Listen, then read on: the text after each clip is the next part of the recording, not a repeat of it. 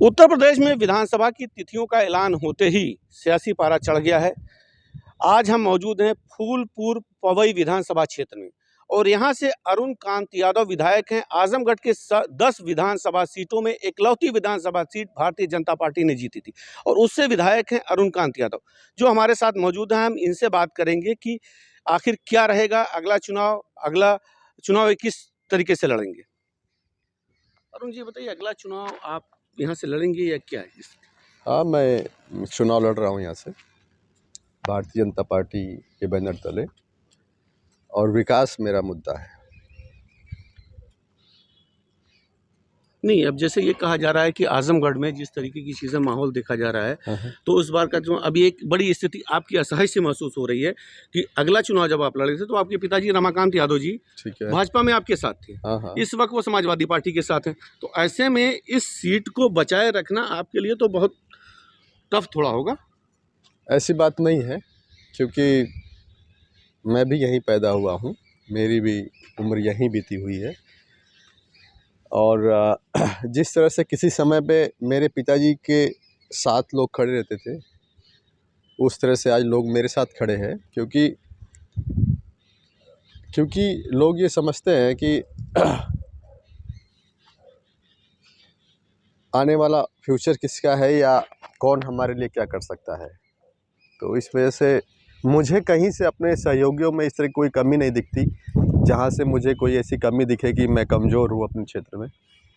मैं पूरी तरह से संतुष्ट हूँ अपने सहयोगियों से और अपने क्षेत्र के लोगों से और अपने काम से भी। नहीं, तो जैसे पिताजी का सहयोग नहीं रहा इस बार आपको, तो क्या आप ये सीट बचा पाएंगे? सवाल ये सबसे बड़ा खड़ा हो रहा है। अगर मुझे कुछ ऐसा लगता कि हाँ, मैं कहीं से अपने आप को कमज़ोर महसूस करता तो मैं आपसे कहता, लेकिन जब मुझे कुछ ऐसा महसूस नहीं हो रहा तो मैं क्या बताऊँ आपको। तो ये भारतीय जनता पार्टी जिस तरीके से दावा कर रही है कि हम आजमगढ़ में कई सीटों पर जीत हासिल करेंगे, तो आपको क्या लग रहा है कितनी सीटें भारतीय जनता पार्टी को मिल जाएंगी? जो भी भारतीय जनता पार्टी दावा कर रही है वो सही कर रही है, क्योंकि ग्राउंड लेवल पे वो स्टडी कर रहे हैं, अध्ययन कर रहे हैं, उस हिसाब से अपना आकलन कर रहे हैं, तो सही कर रहे हैं। और जो भी इससे पहले उन्होंने आकलन किया वो सही किया, कुछ गलत नहीं किया। ये कुछ चीज़ें बताएं, कुछ बताएं कि जैसे आजमगढ़ के परिप्रेक्ष्य में कि क्या रहेगा, क्यों भारतीय जनता पार्टी को लोग, जबकि एक तरीके से समाजवादी पार्टी का गढ़ कहा जाता है, 2 संसदीय सीट है, एक सदर और एक लालगंज में बहुजन समाज पार्टी है जिस पर आप हैं, और दूसरी सीट जो है वो खुद अखिलेश यादव यहाँ से सांसद हैं। ऐसे में भारतीय जनता पार्टी कहाँ दिख रही है? कुछ तो नहीं दिख रही है। आप ऐसे देखिए ना कि जब बहुजन समाज पार्टी और समाजवादी पार्टी गठबंधन के साथ लड़ी है तब उन्होंने जीत हासिल किया है। अगर वो सिंगल लड़ती तो दोनों सीटें हार जाते। और जिन कमियों से भारतीय जनता पार्टी ने पिछली बार सिर्फ एक सीट पाई, बाकी सीटों में सफलता नहीं मिली, उन कमियों को इस बार हम ख़त्म कर रहे हैं। इसलिए हमें उम्मीद है कि हमारी सीटें आजमगढ़ में बढ़ेंगी। और तीसरी चीज़ कि आजमगढ़ को भारतीय जनता पार्टी ने अनदेखा नहीं किया है। अखिलेश समाजवादी पार्टी या बीएसपी की सरकारों, उन सरकारों से ज़्यादा काम हुआ आजमगढ़ में, जबकि सिंगल विधायक हूँ उसके बाद भी कोई परफॉर्मेंस पार्टी के तौर पे बीजेपी यहाँ नहीं कर पाई, लेकिन फिर भी विकास की दौड़ में आजमगढ़ पीछे नहीं रहा भारतीय जनता पार्टी की सरकार में। तो इसलिए ऐसा नहीं कि सिर्फ समाजवादी पार्टी और बीएसपी के ही लोग इस ज़िले में हैं, सभी तरह के विचारधारा इस ज़िले में हैं। और मुझे उम्मीद है कि इस बार जो है भारतीय जनता पार्टी की सीटें बढ़ेंगी, लेकिन मैं एग्जैक्ट खुलासा आपको नहीं कर सकता हूं जब तक कोई चीज़ें पुख्ता नहीं हो जाती। तो क्या अगली सरकार फिर भारतीय जनता पार्टी की बनेगी, ऐसा विश्वास है आपको? 110%। कुछ वजह बताएं, क्या वजह हो सकती है? विकास है उनका मुद्दा, क्योंकि मैं देखता हूँ जैसे समाजवादी पार्टी है बिल्कुल कास्टिज्म पे चलती है, बहुजन समाज पार्टी है बिल्कुल कास्टिज्म पे चलती है, और भारतीय जनता पार्टी ऐसी है कि जो कास्टिज्म पे नहीं चलती। उन्होंने सभी समाज के लोगों को जोड़ने की कोशिश की और उनके लिए काम किया, और कोई भी योजना रही उसमें किसी भी तरह का परहेज नहीं किया किसी जाति विशेष के नाम पर या किसी धर्म विशेष के नाम पर। विरोधियों के पास कोई मुद्दे नहीं है और गलत आरोप लोग लगाते हैं। मैंने अखिलेश जी का अभी भाषण, अभी उनका एक उन्होंने अपना जो घोषणा पत्र का वो ऐलान कर रहे थे, शायद उन्होंने ये बता रहे हैं कि हम पुरानी पेंशन बहाल करेंगे, ठीक है। तो मैं ये जानना चाहता हूँ कि वो पैसा वो लाएंगे कहाँ से? पुरानी पेंशन बहाल करने के लिए वो पैसा कहाँ से लाएंगे? मुफ्त बिजली देने के लिए वो पैसा कहाँ से लाएंगे? क्योंकि हम बिजली जो पैदा करते हैं उसमें पैसा खर्च होता है। जो उत्तर प्रदेश में बिजली आती है पैसा खर्चा करके वो पैदा होती है, वो ऐसा नहीं बिजली कि आसमान से टपकती है। तो आप वो व्यवस्था कहाँ से लाएंगे? और आप बता रहे कि हम पुरानी पेंशन बहाल करेंगे, ठीक है, इतनी बड़ी जनसंख्या है, आप वो पुरानी पेंशन बहाल करो कैसे? जिस पैटर्न पे आप चाह रहे हो उस पैटर्न पे आप कैसे कर पाओगे? उतना पैसा तो चाहिए ना। तो ये जो कम दिमाग के लोग आप उनको बरगला सकते हो, समझदार लोगों को नहीं बरगला सकते हो। भारतीय जनता पार्टी में पहला भी तो अंतर बहुत देखा जा रहा है, इसका नुकसान नहीं भारतीय जनता पार्टी को होगा, आप कैसे कह रहे हैं? नहीं, मैं बता रहा हूँ, देखिए ऐसा कोई कलह नहीं है, लेकिन जो लोग पार्टी छोड़ के भागे हैं ना, वो बिजनेसमैन है, वो कोई लीडर नहीं है। उनका आप इतिहास उठा करके देख लीजिए, वो कभी इस पार्टी में कभी उस पार्टी में, और जिस पार्टी में रहते हैं पहले वहाँ लूट खसोट करते हैं, फिर धीरे से निकल लेते हैं अगली पार्टी में, ताकि क्योंकि पार्टियाँ उनसे नाराज़ होने लगती है तो उनको बहाना चाहिए भागने के लिए। तो ये सारी चीज़ें वो करते रहते हैं। लेकिन मेरे समझ से जितने लोग भी गए हैं, कोई ऐसा नहीं उसमें कि जो वास्तव में लीडर हो, सारे के सारे बिजनेसमैन हैं। क्योंकि विधायक या सांसद होने से पहले अगर आप उनकी अर्थव्यवस्था देखेंगे और आज की डेट में देखेंगे तो आपको फ़र्क पता लग जाएगा वो बिजनेसमैन है या नेता है।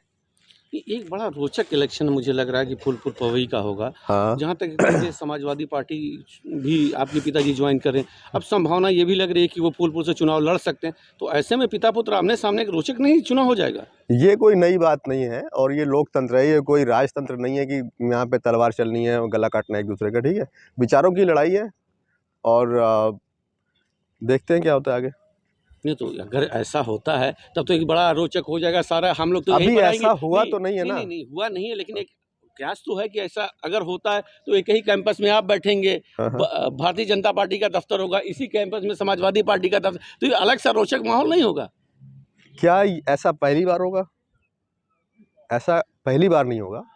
और लोकतंत्र की यही खूबसूरती है कि यहाँ पे एक ही परिवार में कई तरह की विचारधाराएं हो सकती हैं। और ऐसा नहीं है कि देखिए, मेरे पास समाजवादी पार्टी का भी विकल्प खुला हुआ था, लेकिन मैंने बीजेपी को इसलिए चुना क्योंकि मुझे लगता है कि समाज के अगर हर तबके तक विकास पहुंचाना है तो भारतीय जनता पार्टी सबसे बेटर है। क्योंकि मैं समाजवादी पार्टी में भी रह चुका हूं और मैंने देखा है कि क्या है समाजवादी पार्टी में, इसलिए मेरा मन नहीं कहा वहाँ जाने के लिए। अब एक चीज़ यहीं पर आपने कहा, एक चीज़ में जब पिताजी समाजवादी पार्टी ज्वाइन किया, क्या उसके बाद फिर आपको ऑफर आया था कि आप समाजवादी पार्टी के साथ आइए? बिल्कुल आया था, लेकिन मैंने खुलासा करिए इसको, तो हमें बताइए। अब क्या मैं खुलासा करूं? नहीं, थोड़ा जानना चाहिए ना, दर्शक जानना चाहते हैं कि आखिर क्या था, क्यों नहीं आप गए, अगर आपको बुलाया गया तो क्यों नहीं? नहीं, मैं बता रहा हूँ, देखिए मेरी भी अपनी क्वालिटी है, मैं उसको बना के रखना चाहता हूँ। ये सब काम मैं करना नहीं चाहता हूँ। मैं भारतीय जनता पार्टी तब छोड़ सकता हूँ जब भारतीय जनता पार्टी की वजह से मुझे कोई नुकसान हो, समाज को कोई नुकसान हो, तब बात बनती है। लेकिन किसी के सिर्फ कहने पे, किसी लालच की वजह से अगर मैं छोड़ूं तो ठीक बात नहीं है।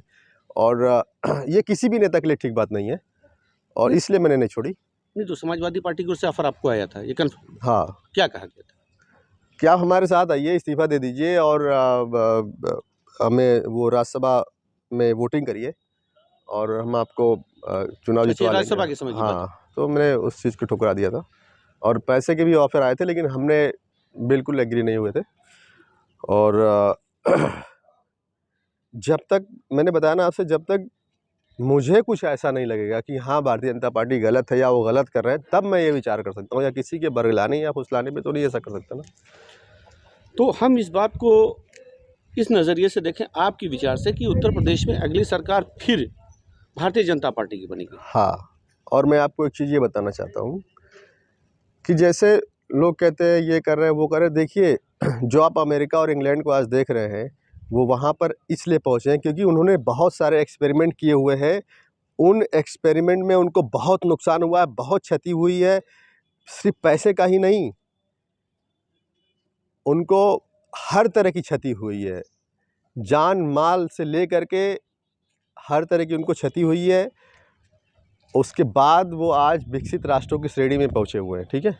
तो अगर हम ये चाहें कि हम बैठे रहें और सब कुछ जैसे तैसे होता रहे तो नहीं होगा, हमें एक्सपेरिमेंट करना पड़ेगा। कहीं हमें असफलता मिलेगी, कहीं सफलता मिलेगी, लेकिन क्योंकि यहाँ पे लोग उतने समझदार नहीं हैं, लोगों को बरगलाना या फुसलाना आसान है, इसलिए जो विरोधी पार्टियां हैं गलत मुद्दे उछाल करके लोगों को बरगलाती हैं और ये ठीक बात नहीं है। क्योंकि मोदी जी बिल्कुल देश को सही दिशा में ले जाने की कोशिश कर रहे हैं। मैं मानता हूँ एक्सपेरिमेंट करने पे कई बार नफ़ा नुकसान होता है, लेकिन उसको हमें दरकिनार करना पड़ेगा। तो ये पूरी तरीके से स्पष्ट हो चुका है कि अरुण कांत यादव फूलपुर पवई विधानसभा से भारतीय जनता पार्टी के टिकट पर ही अगला 2022 का चुनाव लड़ेंगे। 110%। अच्छा रणु जी, एक सवाल ये था कि आप अभी तक आपकी एक ये रहते इमेज की जहाँ पिताजी रहते थे वहाँ आप रहते थे। पहली बार ऐसा हुआ कि आपने पिताजी के विपरीत एक अपनी अपनी विचारधारा में काम किया है। जिस पार्टी में वो रहते थे वहाँ से आप इस बार आपको क्यों लगा कि हमको पिताजी के विचारों से न हमको राष्ट्रवादी पार्टी या जो भी आपको मन में हो, क्यों भाजपा में अब रहे आप? मैंने बताया ना कि मैं भारतीय जनता पार्टी की नीतियों से प्रभावित रहा, इस वजह से। ऐसा नहीं कि मुझे मेरा हर तरह से फ़ायदा ही हुआ, ठीक है। मुझे बहुत सारी चीज़ों का सामना करना पड़ा, परेशानियों का भी सामना करना पड़ा, लेकिन बिना परेशान हुए, बिना संघर्ष किए तो आपको किसी तरह की सफलता भी तो नहीं मिलती। और दूसरी चीज़ मैं आप लोग को ये बताना चाहता हूँ कि मैं वो नेता नहीं हूँ कि ज़िंदगी भर बैठ के यहाँ कुर्ता पजामा पहन के नेतागिरी करता रहूँ। मेरे पास सिर्फ 10 साल का समय है। 10 साल के बाद मुझे राजनीति से मैं संन्यास लेना चाहता हूँ और इस 10 साल में कुछ करना चाहता हूँ। अगर 10 साल में कुछ नहीं कर पाया तो मुझे 8 बार 10 बार विधायक बन के इतिहास में अपना नाम दर्ज कराने का कोई शौक़ नहीं है। तो 5 साल इसमें हो चुका, 5 साल और बचा है? 5 साल हो चुका, मुझे 5 साल और चाहिए। तो हम ये तो बड़ी चीज़ आपने कहा कि ये तो एक बड़ी तरीके से आप एक राजनेताओं के लिए एक अलग सी सोच दे रहे हैं कि कम से कम राजनेता जो एक सीमित समय के लिए काम करें, उसके बाद रिटायरमेंट लें, नए लोगों को चांस दें। तो क्या आपकी वही सोच है? बिल्कुल वही सोच है और मैं चाहता हूं कि जो भी मेरे क्षेत्र के लोग हैं वो पॉलिटिक्स को समझे और वो आगे आए, क्योंकि मैं सिर्फ इसलिए लड़ रहा हूं कि हाल फिलहाल मुझे कोई ऐसा दिख नहीं रहा है कि जो मेरे क्षेत्र को, समाज को सही दिशा में ले जा सके। इसलिए मैं अभी हूं, क्योंकि मैं देखता हूं हमारे ज़िले में जैसे मान ली दुर्गा जी हैं या बलराम जी रहे या हमारे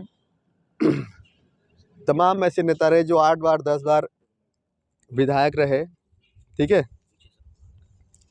और अगर आप देखेंगे कि उनकी 8 बार 10 बार 40-40 साल की जो कैरियर है उसमें उन्होंने किया गया है कुछ नहीं, सिर्फ अपनी बिल्डिंगें बनाई हैं।